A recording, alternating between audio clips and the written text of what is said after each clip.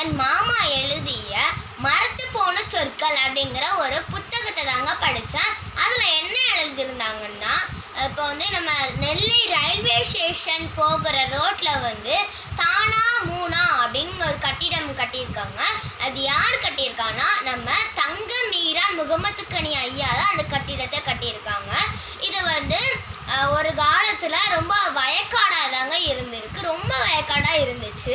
அது மட்டும் இல்லாமல் வெள்ளைக்காரன் நினச்சாங்கன்னா, நம்ம இந்த இது இடம் காலியாக தானே இருக்குது, நம்ம இதில் ரயில் விடலாம் அப்படின்னு நினச்சிருந்தாங்கன்னா, அதே மாதிரி அவன் நினச்ச போது நம்ம தங்கமீரான் முகமதுக்கனி ஐயா சொன்னாங்களாம், நான் உனக்கு இலவசமாகவே இந்த ரயில் விடுறதுக்கு இடத்த தாரேன் அப்படின்னு சொன்னாங்களாம். அதனால தான் அது மட்டும் இல்லாமல் அவருக்காண்டி ஒரு இடத்தையும் அங்கேயே கட்டிக்கிட்டாராம். அதுக்கு பேர் தாங்க தானா மூனா கட்டிடம் அப்படின்னு நம்ம சொல்கிறோம்.